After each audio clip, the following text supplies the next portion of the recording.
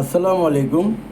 অনেক দিন ধরে ভাবছি একটা বিষয় নিয়ে আলোচনা করব, তো সময় সুযোগ হয়ে উঠছে না। চিন্তা করলাম আজকে আলোচনা করি। যেটা বাংলাদেশের মরণ ব্যাধি, সেটা হচ্ছে অনলাইন জুয়া।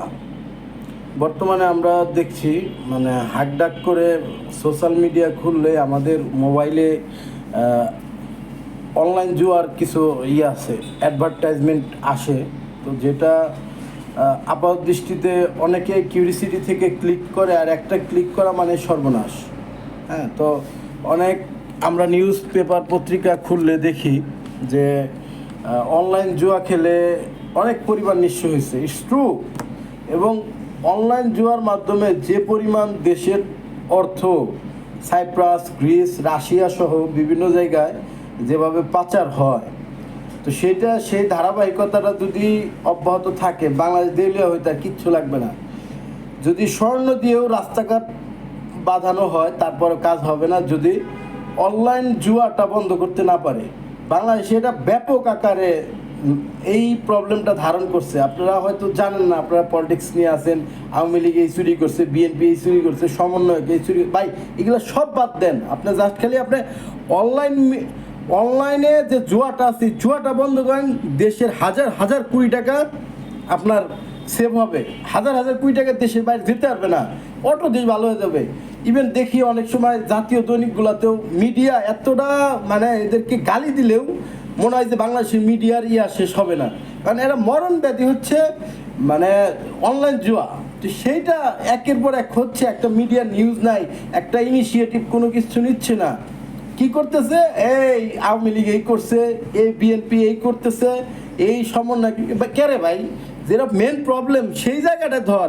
মিডিয়ার দালালি গুলামি বন্ধ করে অনলাইনে এই যে আপনার মোবাইল খুলেন, দেখেন, ইউটিউবে যান, 10টা অ্যাড আসলে 9টা অ্যাড আসবে হচ্ছে আপনার কি বলে অনলাইন জুয়ার। তো এই জুয়ার অ্যাপসগুলা, তারপরে জুয়ার যে সাইটগুলা, এগুলো কোনোভাবেই বন্ধ করতে পারতেছে না কেউ। এইটা নিয়ে কারো উদ্যোগ নেই, কারো কোনো ধরনের কথাবার্তা নাই, অথচ আছে হলো এই করছে, সেই করছে। ভাই বলি কি, বাংলাদেশকে যদি দরিদ্রমুক্ত করতে চান, তাহলে প্রথম লাগবে ফ্রিডম অফ প্রেস। এটা নাই বাংলাদেশে, it's true. And another thing is, অনলাইনে সাইবার স্পেসে আপনার আওয়ামী লীগের বদনাম করলে, আওয়ামী লীগের সুনাম করলে আপনি মামলা দিবেন, দেন, তাতে আপত্তি নেই। কিন্তু যারা এই অনলাইনে জুয়া খেলতেছে, এই করতেছে, সেই করতেছে, এইটা কেন আপনি বন্ধ করতে পারতেছেন না? এটা আপনি বন্ধ করে দেন। যে কেউ যে কোনোভাবে ঢুকে যাচ্ছে, হাজার হাজার কোটি টাকা, অনেস্টলি স্পিকিং, একবার এক্সপিরিয়েন্স থেকে বলতেছি, হাজার হাজার কোটি টাকা দেশ থেকে পাচার হইতেছে শুধুমাত্র অনলাইন জুয়ার মাধ্যমে। সো আপনারা দেখেন, এখন সবাই এটা নিয়ে অ্যাটলিস্ট আওয়াজ তুলেন, একটা যে একটু বলেন, সবাইকে বলেন। মানুষ তো দিলে অনেকেই লাখ লাখ টাকা ধরা খাচ্ছে।